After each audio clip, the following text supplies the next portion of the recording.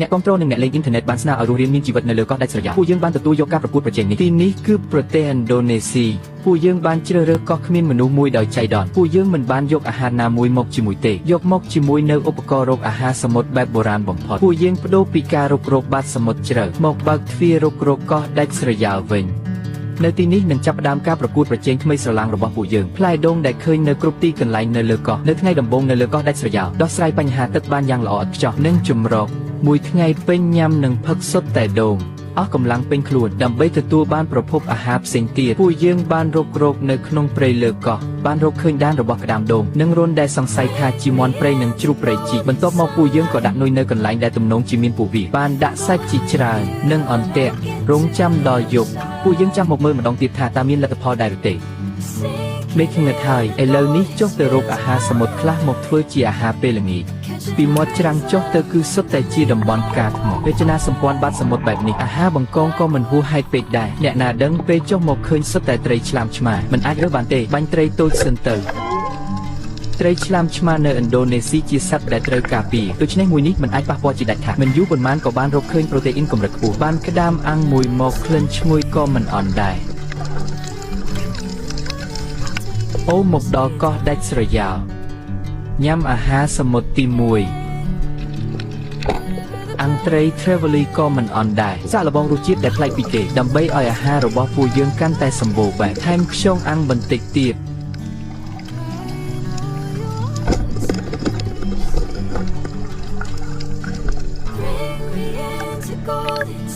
មួយនេះមិនអន់ទេធំគ្រាន់បើមួយអាចញ៉ាំបាន2ថ្ងៃអាំងបានអត់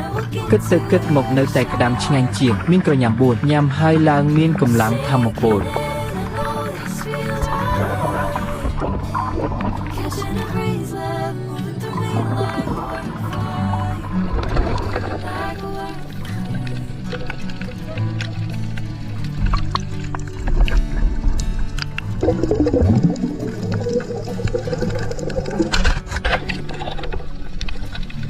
នៅទីនេះមានក្តាមច្រើនណាស់គួរឲ្យស្ដាយដែលមិនបានឃើញបង្កក្តាមប្រភេទនេះមានឈ្មោះវិទ្យាសាស្ត្រថាក្តាមថ្មក្រហមឲ្យធ្លាប់តែញ៉ាំឆាមិនធ្លាប់ញ៉ាំអាំងទេថ្ងៃនេះមានលៀបមាត់ហើយក្តាមថ្មាង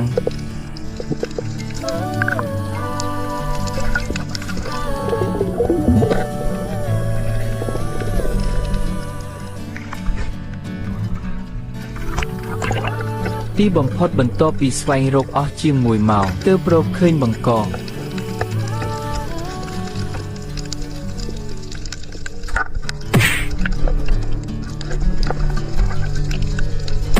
មិនអាចទេមើលឃើញបង្កងអាំងដែលចិត្តបានដល់ដៃរត់បាត់អញ្ចឹងសោះធ្លាប់ចាប់បង្កងរាប់មិនអស់កុំមកនឹងខកដៃណា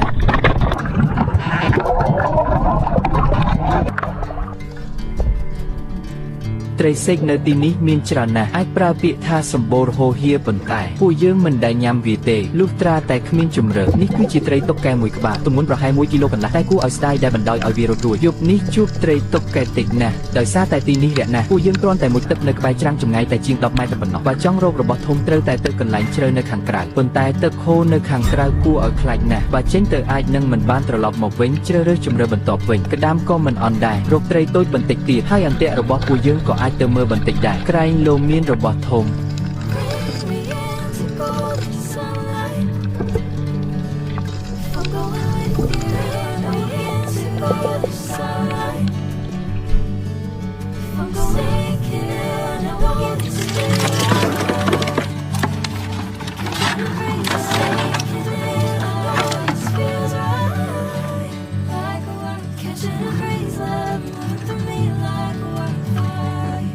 ថ្ងៃនេះអត់មានត្រីតុកកែទេត្រីតុកកែរត់បាត់ពី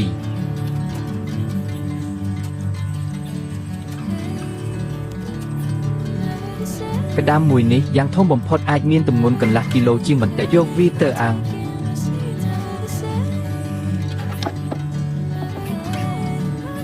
ថ្ងៃនេះអាហារសមុទ្រយកទៅអាំងទាំងអស់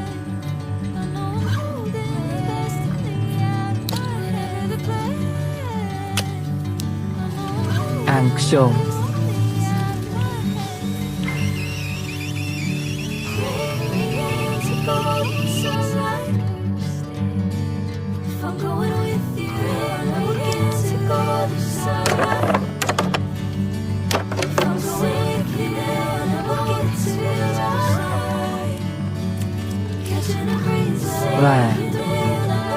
ăn thôi hai khăn lờ ní sốt tè sạch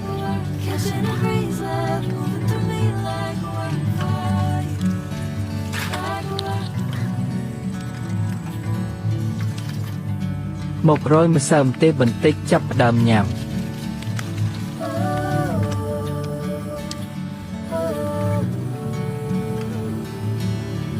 anh mệt đài xa lập bom cái đam ăn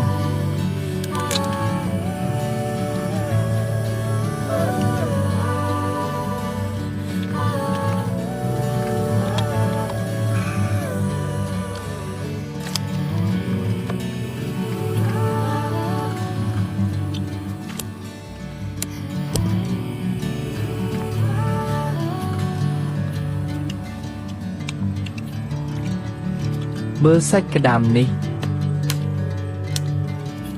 âm nhằm từ switch ngành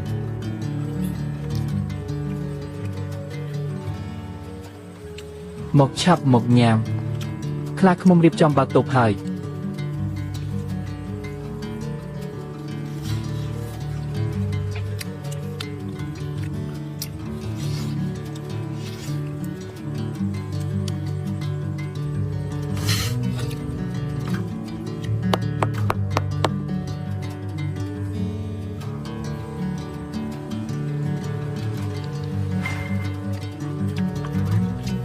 nhằm tới chùi nè ói tay à ha sầm một để ban ăn rúi cứ sấp tới chùi nè ấm sùi nè ngành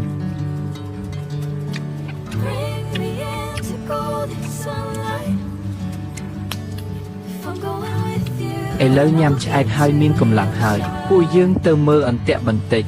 rúi tơ rộp mơ nơi không prey đồn mơ tha ta miên cam đôn đài tệ ai lỡ ní mong pro hai đọc giúp chênh đầm là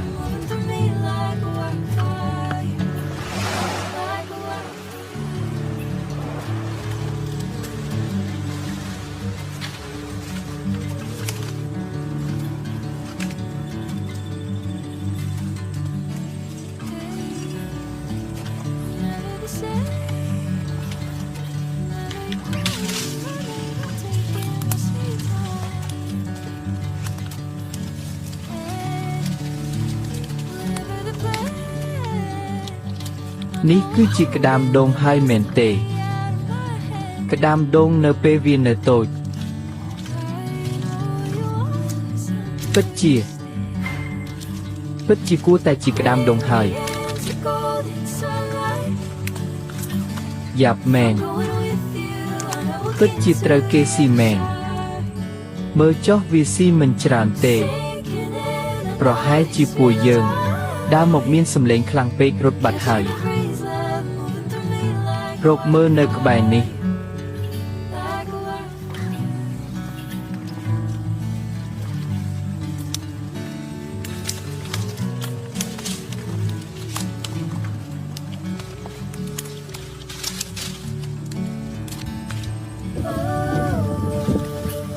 anh tệ miên sẽ cầm một hiệp hơi bàn tay chắp mình bàn ê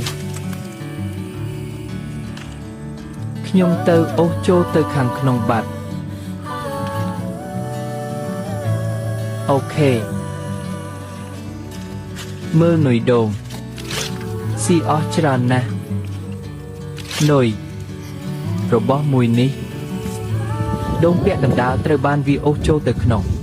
chăm bần tích vì nết mơ cần lạnh xanh tiệt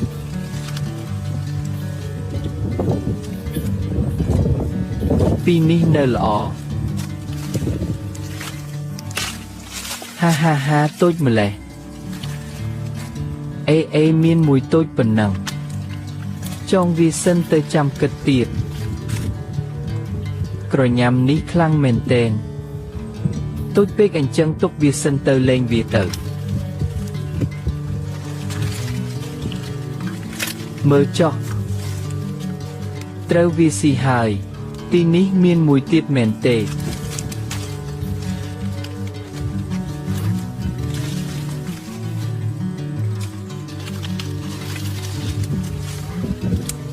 mấy có sốt tại tôi anh chân nhẹ na tha tôi phần nào tôi phần năng mình dọc tề chấp vì dọc tới chỉnh châm với chia sắt chỉnh châm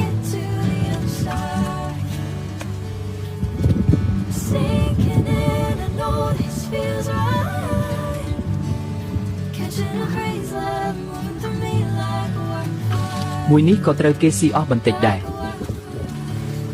ទីនេះមានមួយ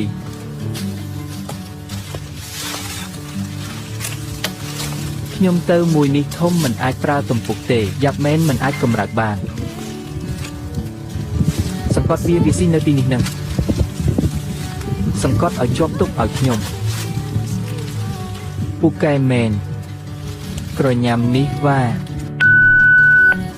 នេះក្រញាំនេះ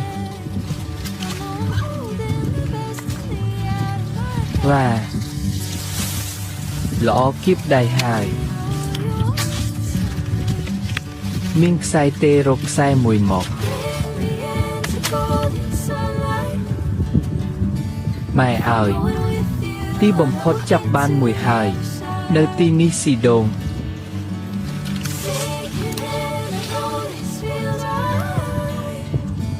មើលដូងនេះបន្តិចត្រូវវាស៊ីអស់ច្រើនណាស់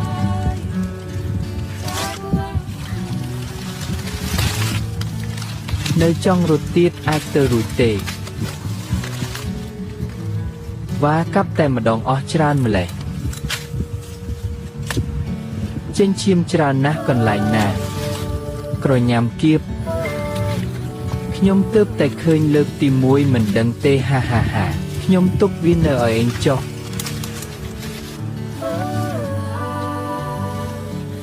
ហារៀបចំអន្ទាក់នេះឡើងវិញបន្តិចខ្ញុំទៅរកដូងប៉ុន្មានទៀត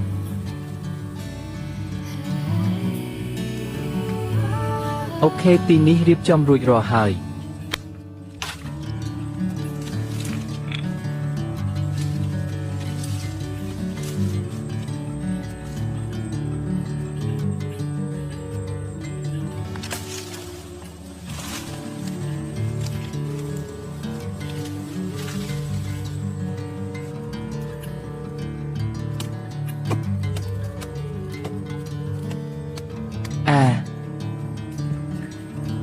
បែកញើសជប់ខ្លួនហើយក្លិនទឹកសមុទ្រលីជាមួយញើសស្អិតណាស់ឥឡូវម៉ោង11ជាងហើយលើកទី1ហើយដែលចាប់បានក្តាមដូងពួកយើងក៏ទើបតែបានញ៉ាំវាជាលើកទី1ដែរឥឡូវនេះនៅឆ្អែតបន្តិចទុកព្រឹកស្អែកធ្វើជាអាហារពេលព្រឹកអូយគៀបចំសន្លាក់មួយដៃពិតជាខ្លាំងមែនសឹងតែដាច់រលត់បាត់ទៅហើយក្តាមដូងនៅលើកោះនេះពិតជាមានច្រើនណាស់ដូងដែលពួកយើងទម្លាក់ពីពេញកន្លែងសុទ្ធតែមានស្នាមត្រូវគេស៊ី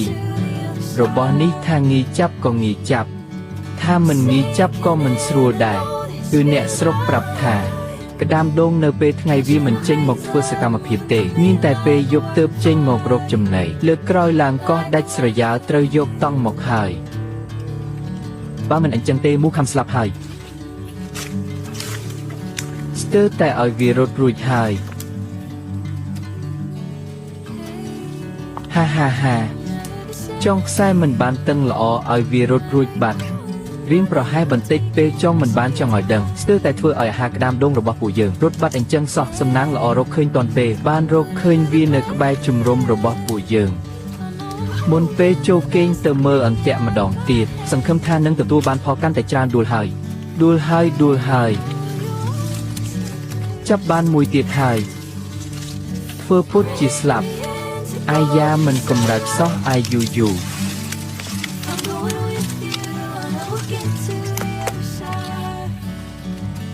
ទូចមួយនេះ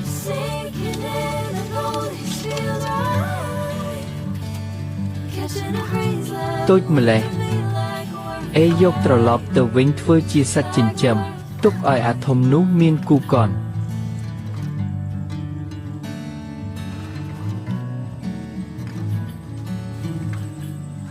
មិនព្រមចេញមកទេពិនិត្យមើលអន្ទាក់និងកន្លែងដែលដាក់នុយជុំទី1មានក្តាមដូងមកកំសាន្តលើកទី2អត់មានសំបីតែមួយយកផេះភ្លើងបន្តិចមកព័ទ្ធជុំវិញកន្លែងដែលពួកយើងដេក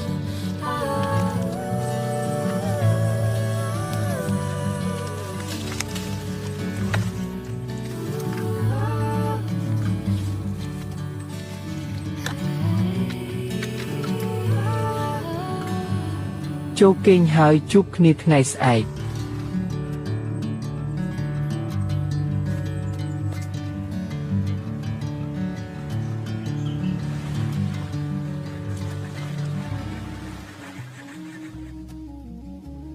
ភ្ញាក់ពីគេងរបស់ពួកយើងបាត់ហើយអាតូចក៏បាត់ដែរអាធំនៅសំណាងហើយនៅសល់ក្រញាំមួយគូគិតពេញមួយព្រឹកហើយគិតយ៉ាងម៉េចក៏មិនយល់ដែរថាតាក្តាមដងរត់គេចខ្លួនដោយរបៀបណានៅមានទឹកចិត្តគ្រាន់បើបន្សល់ទុកក្រញាំមួយគូឲ្យ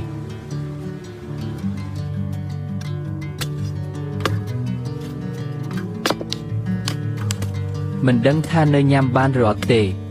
ប្រហែលជានៅបានទេដឹងនៅមានទឹកហូរចេញមកលោកម្ចាស់ពិតជាមិនអាក្រក់ដាក់ខ្ញុំទេនៅសល់ក្រញាំធំពីរឲ្យខ្ញុំទៀតអាហារពេលព្រឹករបស់ពួកយើងសល់ត្រឹម1/3ប៉ុណ្ណោះនៅលើកោះដាច់ស្រយាលនេះមានសត្វឥន្ទ្រីធំពីរប្រហែលជានៅពេលទៀបភ្លឺមេឃមិនទាន់ភ្លឺស្រាងត្រូវសត្វឥន្ទ្រីនេះឆាបយកទៅបាត់ហើយ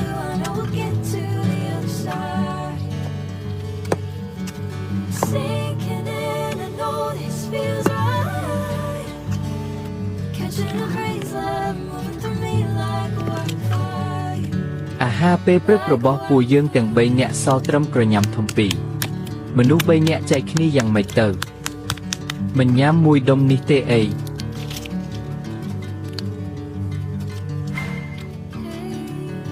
ចូលចិត្តរបៀបនេះខ្លាំងណាស់ខំមួយម៉ាត់ពេញមាត់សុទ្ធតែសាច់អាហារសមុទ្រត្រូវតែញ៉ាំបែបនេះឆ្ងាញ់មែនទែនសម្បកនេះរាងស្រួយអាំងបន្តិចរពេះអស់ហើយឆ្ងាញ់ណាស់ស្រក់ទឹកមាត់វ៉ា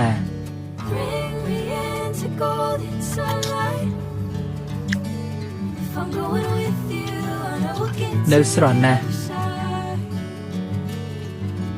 វ៉ាឆ្ងាញ់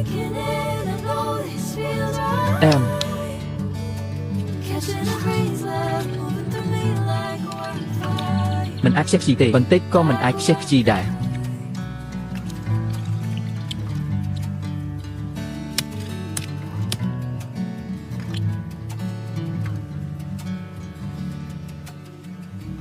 ក្តាមដូងញ៉ាំជាមួយទឹកដូងសមគ្នាបំផុត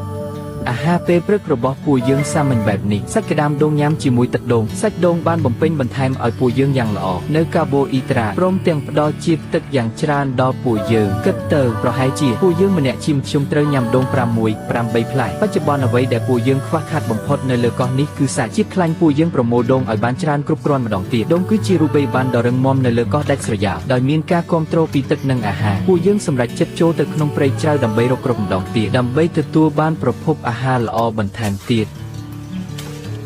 ប៉ុន្តែពួកយើងបានត្រឡប់កោះនេះទាំងមូលចុះឡើងក៏នៅតែមិនឃើញមានដានរបស់ជ្រូកព្រៃសោះ